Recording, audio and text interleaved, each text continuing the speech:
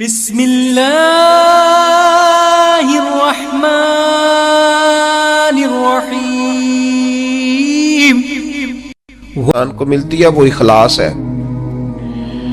جو لوگ ریاکاری کر رہے ہوتے ہیں وہ تو دولت اور شہرت کے راستے پہ ہوتے ہیں، اقتدار کے راستے پہ ہوتے ہیں، راہ خدا پہ تو ہوتے ہی نہیں۔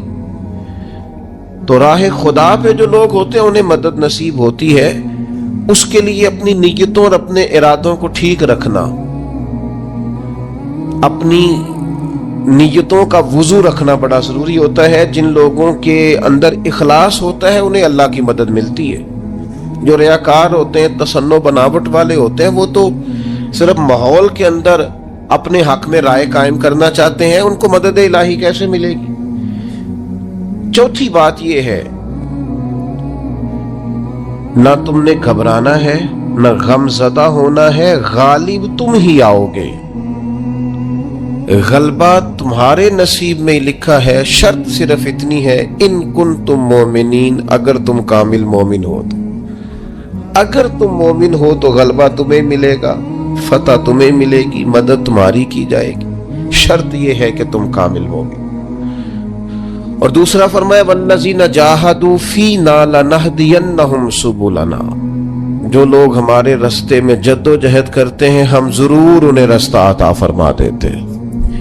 ایک تو کامل ایمان انسان کے پاس ہو، دوسرا اس میں جد و جہد ہو، ہمت ہو، کام کرے، کوشش کرے، بڑی جلدی تھک نہ جائے، بڑی جلدی ہار نہ مان جائے، بڑی جلدی گھبرا نہ جائے، بڑی جلدی وہ فیصلے کرنے میں تیزی نہ دکھائے۔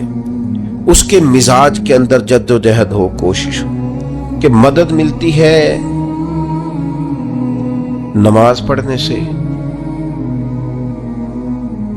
اور مدد ملتی ہے صبر کرنے سے۔ جلد بازوں کو، بے صبروں کو، کم ہمتوں کو مدد نہیں ملتی۔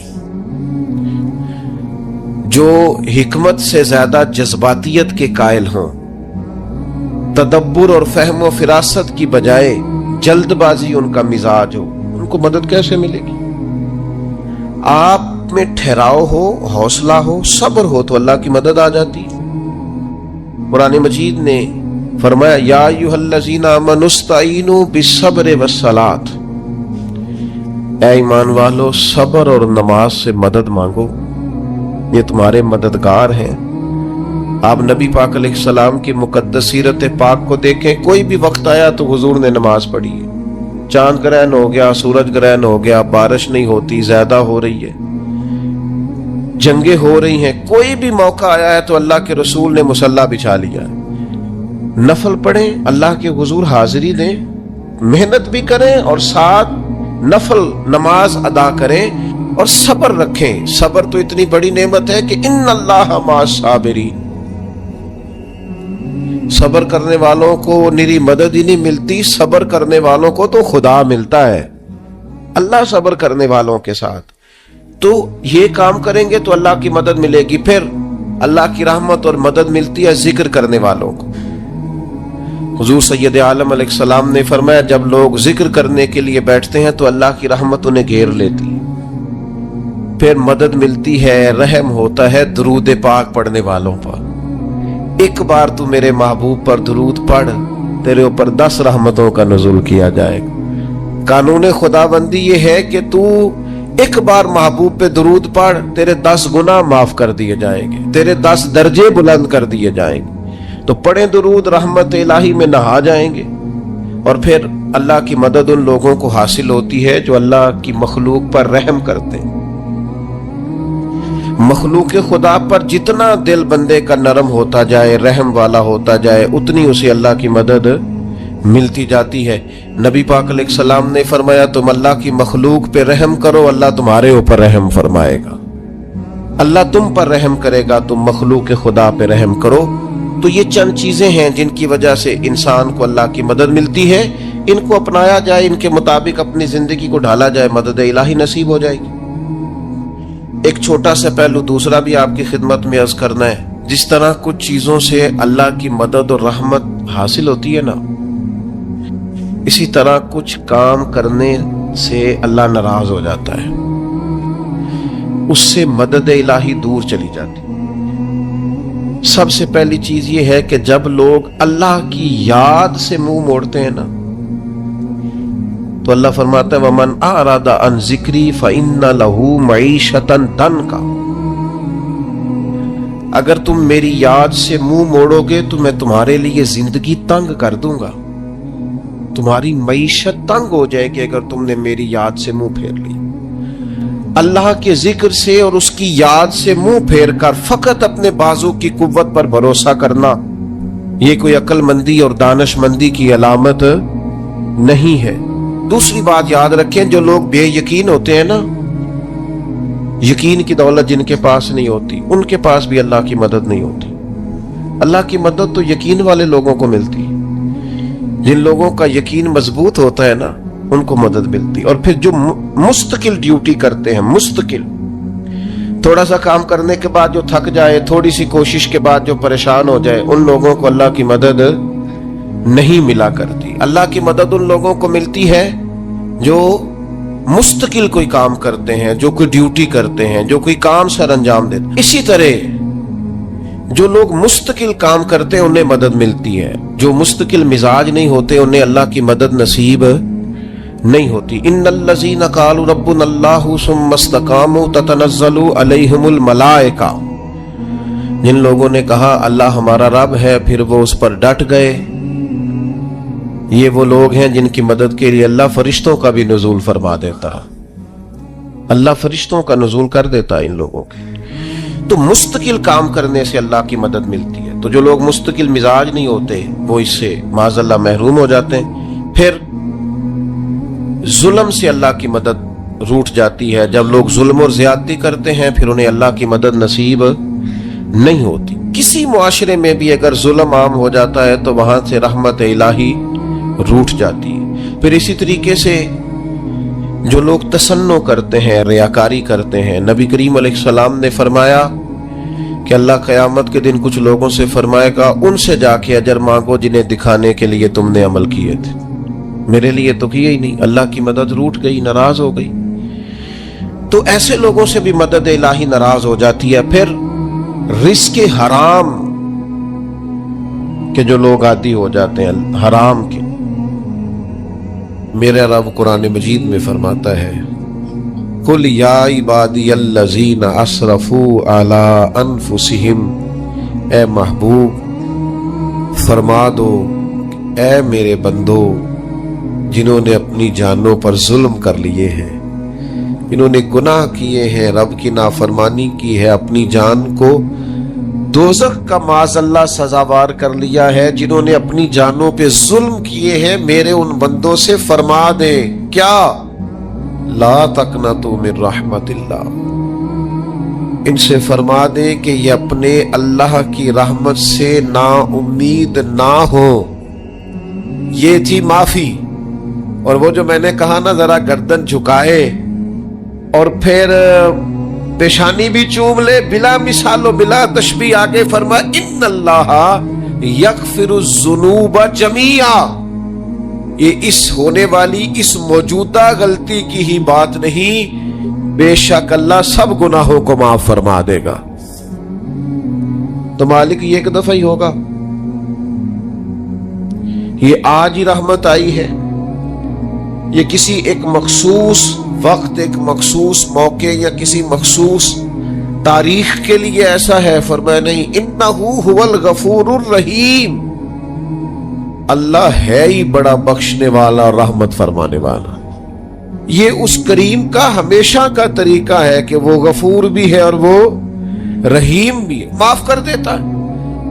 اور ان اللہ یغفر الذنوب جمیعا، بے شک اللہ سب گناہوں کو معاف فرمائے گا۔ مجھے بتائیے، ہانپتے کانپتے لرزتے سہمے ڈرتے کب کبھی وجود پہ طاری ہوئی بندے میدان محشر میں جمع ہو، انہوں نے خبر ہو کہ ڈائری تو کھل گئی، آڈیو ویڈیو تو چل گئی، پتہ تو سارا آ گیا، فرشتے دفتر اعمال لے کر پہنچ گئے، چھوٹی سی چھوٹی ذرے کے برابر بھی کوتاہی تو یہاں تک آ گئی، بندہ ڈرے کانپے اور اچانک آواز کرم آئے، ان اللہ یغفر الذنوب جمیعا، بے شک اللہ سارے گناہوں کو معاف فرمانے والا ہے۔ تو کیفیت کیا ہے، انداز کیا ہے؟ اس وقت انسان کے دل کو جو تسلی ہوتی ہے وہ تسلی کیا؟ ان اللہ یغفر الذنوب جمیعا، بے شک اللہ سب گناہوں کو بخش دیتا ہے۔ دوستو، شدید بے سکون، بے چین، مضطرب، الجھے خیالات، سخت بیمار، سخت کمزور، مالی مشکلات کا شکار لوگ، جسمانی بیماریوں سے لڑنے والے لوگ، اور رشتہ داروں اور احباب اور ان کی بے وفائیوں کا شکوہ کرنے والے لوگ، اگر ان ساری تکلیفوں سے نکلنا چاہیں تو حل ایک ہی ہے، ادھر ادھر نہ دیکھیں، اپنے رب کی رحمت کی طرف دیکھیں، اپنے کریم مالک کے کرم پر توجہ کریں، اور یہ ذہن بنائیں کہ کتنا بھی بیمار ہو، جب رب شفا دینا چاہے کوئی کتنا۔ اور پھر حضور نے ایک بات ارشاد کی، کچھ باتیں ایسی ہیں جن کو بیان کرتے ہوئے نا گہرائیاں ساری ختم ہو جاتی ہیں کہ اس سے زیادہ گہری بات کیا ہو سکتی، رعنائیاں اور رنگ سارے مان پڑ جاتے ہیں کہ اب اس میں جلوے اور کتنے بھرے جا سکتے تھے۔ ساری انسان کی سوچیں اور وسعتیں اچانک سمٹنے لگتی ہے کہ یار اتنی بڑی بات۔ یہ ذرا انداز دیکھیے حضور کا بیان کرنے کا۔ نبی پاک علیہ السلام فرماتے ہیں جب قیامت والے دن اللہ ان لوگوں کو اجر عطا کرے گا نا جن پر دنیا میں مشکلات آتی رہی، تو فرمایا وہ لوگ سوچیں گے کہ یہ تو مشکلات تھوڑی تھی، کاش کبھی زیادہ آ جاتی نا، کاش ہمارے وجود کینچیوں سے کاٹ دیے جاتے۔ وہ لوگ سوچیں گے، اور وہ بھی سوچیں گے جن پر مشکلات نہیں آئی تھی کہ کاش کبھی ہم بھی اس چکی سے پس کے آتے نا۔ اس سے زیادہ بھی کوئی اجر ہو سکتا ہے کہ رب کہتا ہے ان اللہ مع الصابرین، جو مصیبت پہ صبر کر دے اللہ اس کے ساتھ ہے۔ معیت الہی اس شخص کو نصیب ہو رہی، رحمت خداوندی سے کبھی نظر نہ ہٹائیں۔ آتی رہتی ہیں مشکلات، آتے رہتے ہیں دکھ، ہو جاتی ہیں غلطیاں، کمزور ہے انسان، کر بیٹھتا ہے گناہ بھی، لیکن ایک گناہ میرا ماں پیو ویکھے، ایک گناہ میرا ماں پیو ویکھے تے دیوے دیس نکالا، تے لکھ گناہ میرا مولا ویکھے تے پردے پاون والا، ڈھال دیتا ہے رحمت کا پردہ، کرم ہو جاتا ہے۔ رحمت الہی سے کبھی توجہ نہ ہٹے، اپنے دل کو ٹھنڈا رکھنے کے لیے، طبیعت کو سکون میں رکھنے کے لیے رحمت۔ حضور علیہ السلام فرماتے ہیں بندے سے غلطی ہو جاتی ہے، پھر وہ اللہ کی بارگاہ میں توبہ کرتا ہے تو رب فرشتوں سے فرماتا ہے میرے بندے کو پتا ہے کہ میرے علاوہ معاف کرنے والا کوئی، تو دیکھو نا وہ آ گیا ہے۔ تو فرشتے اپنے مالک کی بات کی طرف متوجہ ہوتے ہیں تو رب فرماتا ہے گواہ ہو جاؤ میں نے اسے معاف کر دیا ہے۔ حضور فرماتے ہیں اس بندے سے پھر غلطی ہو جاتی، وہ پھر عرض کرتا ہے مالک بھول گیا تھا، غلطی ہو گئی، خطا ہو گئی، گناہ ہو گیا، تو اللہ فرماتا دیکھا نا میرے بندے کو پتا ہے میرے سوا معاف کرنے والا کوئی نہیں، تو جاؤ گواہ ہو جاؤ میں نے معاف کر دیا۔ حضور فرماتے تیسری بار پھر غلطی ہو جاتی، یہ پھر آ جاتا ہے، تسی تے میں دسو ہاں جڑا 3 واری آوے او دا علاج کی ہے؟ اسی کہنے ہیں تو باز آنا، کہنے ہیں کہ نہیں تو نے ٹھیک ہونا، تو نہیں ٹھیک ہو سکتا، تو نے نہیں باز آنا، تیرا علاج اب جا دوڑ جا، تیرا کوئی حل نہیں۔ حضور فرماتے ہیں 6 بار آ گیا، تیسری بار آ کے کہتا اللہ معاف کر دے، تو اللہ کہتا ہے پتہ نا میرے بندے کو میرے علاوہ معاف کرنے والا کوئی نہیں، گواہ ہو جاؤ میں نے اسے معاف کر دیا۔ گویا وہ جب جب آتا رہتا ہے رب تب تب اسے معاف فرماتا رہتا ہے۔ رحمت داد دریا الہی، یہ درویشوں نے جو باتیں کی ہیں بڑی سوچ سمجھ کے کی۔ رحمت داد دریا الہی، ہر دم رحمت دا دریا الہی، ہر دم وگدا ہے۔ میں نے اگلا شعر نہیں پڑھنا، اتنا ہی میں ایک مصرے میں بات کرنی ہے صرف۔ رحمت دا دریا الہی، اگلا مصرا نہیں کہنا، اس کا معنی کیا ہے سمجھو۔ درویش کہتے ہیں ایسا نہیں ہوتا کہ کبھی کبھی رحمت ملتی ہے، ہر دم وگدا تیرا، رحمت دا دریا الہی ہر دم ہر دم وگدا تیرا، بس جے وچوں ایک قطرہ بخشے نا مینوں وی تے کام بن جاندا ہی۔ دم ہر دم سے بندے کو اللہ کی رحمت ملتی ہے، ہر وقت کرم ہوتا ہے، ہر وقت۔ اس کے لیے تو نہ کسی جگہ کی پابندی ہے، نہ وقت کی پابندی ہے، نہ یہ ہے کہ وہ اس وقت میسر ہے اور معاذ اللہ اس وقت میسر نہیں، نہ اسے اونگ آتی ہے نہ نیند آتی ہے۔ صبح بھی کرم، شام بھی کرم، وہ ہر وقت رحم ہی رحم فرماتا ہے۔ اور حضور فرماتے ہیں جب اس نے مخلوق بنائی تھی نا، اسی وقت اس نے اپنے عرش پہ لکھ دیا تھا، لوگوں میرا غضب زیادہ نہیں، میری رحمت ہی زیادہ ہے۔ جس نے بنانے سے پہلے کہا تھا، بنانے سے کروں شکر کتنا اور فخر کتنا کروں، تیرے کرم نے مجھے فائز المرام کیا اور بنا کے سید عالم کا امتی مجھ کو گناہ سے پہلے ہی بخشش کا انتظام کیا۔ جب حضور کا امتی بنایا تھا نا تو گناہ تو بعد میں کرنے تھے نا، امتی بنا کے بخشش کا بندوبست پہلے کر دیا ہے۔ بخشش کا بندوبست میں زیادہ نہیں کھول سکتا اس بات کو، غلطی بعد میں ہونی ہے، بخشش کا بندوبست پہلے۔ اور حضور فرماتے رب نے مخلوق بنائی تو یہ لکھ دیا کہ لوگوں یاد رکھنا غضب زیادہ نہیں ہے، رحمت ہی، تمہیں کرم ہی زیادہ ملے گا۔ اچھا حضور نا کئی طریقوں سے اس رحمت کو بیان کرتے ہیں، کئی زاویوں سے، کئی مختلف انداز سے اللہ کے کرم کو لوگوں کے سامنے اجاگر کرتے ہیں۔ حضور علیہ الصلوۃ والسلام کے سامنے نا ایک جنگ کا موقع تھا تو ایک عورت کا بچہ گم ہو گیا۔ یہ نا ساری گھنٹیاں بج جاتی ہیں اگر کوئی بچہ گم ہو جائے، جتنی گھنٹیاں ہوتی ہیں نا، دل کی بھی، روح کی بھی، کانوں کی بھی، ساری گھنٹیاں ہی، مطلب آپ فوری طور پر جو لٹک جاتے ہیں نا زمین آسمان کے بیچ کے، بچہ بڑی دیر سے بیل ہی نہیں رہا، وہ جو ایک وقت ہوتا ہے نا وہ پل صراط پہ گزرتا ہے، یہ آسان ڈاکٹر کہہ دینا رپورٹ کرا لو مجھے فلانے سخت موذی مرض کا ڈر ہے، تو وہ رپورٹ کرانے کے بعد جو اس کے نتیجے کا انتظار ہوتا ہے نا، وہ جو کرب ہوتا ہے وہ خطرناک ہوتا ہے۔ اب بات کو سمجھیں، انسان کو محسوس ہو کہ میرے جگر کا پارا، میرا ٹکڑا، میرا بیٹا مل نہیں رہا، تو کیفیات کا رنگ اور ہو جاتا ہے۔ یہ ایک وارفتگی ہے نا، بچے کے ساتھ پیار ہے۔ ایک جنگ کا موقع تھا، نبی کریم صلی اللہ تعالی علیہ وسلم تشریف فرما ہے، ایک عورت کا بچہ گم ہو گیا، وہ بڑی بے چین ہے، بڑی نڈھال ہے، بڑے کرب میں ہے، تڑپتی ہے، کبھی ادھر بھاگتی کبھی ادھر بھاگتی، کبھی اس سے پوچھتی کبھی اس سے سوال کرتی، تلاش رہی ہے اپنے بچے کو۔ تو یہ سارا منظر، یہ ساری تصویر لوگوں کی آنکھوں کے سامنے، تو اس کرب کو ہر شخص محسوس کر رہا تھا، اس کی کیفیت کو ہر آدمی اپنی آنکھوں سے دیکھ رہا تھا۔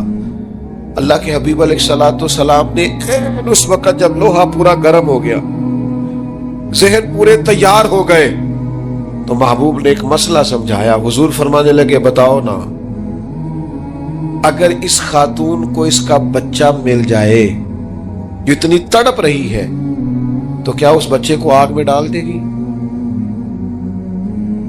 تو وہ کیفیت سارے دیکھ رہے تھے، مشکات میں حدیث موجود ہے۔ عرض کی یا رسول اللہ، سوال ہی نہیں پیدا ہوتا، اس کا جو درد ہے، اس کی جو تڑپ ہے، اس کی جو کیفیت ہے، وہ تو کچھ اور پتا دیتی ہے۔ تھوڑی دیر کے لیے بچھڑ گیا ہے تو اتنی تکلیف میں ہے، تو کجا یہ کہ وہ آگ میں جلا دے۔ جب ذہن یہاں تک تیار ہو گئے، لوگوں کا ذہن یہاں تک تیار ہو گیا، تو اب میرے کریم محبوب کی آنکھوں میں آنسو آئے۔ اب حضور نے رحمت الہی کا جھونکا لوگوں کو دیا۔ کریم فرمانے لگے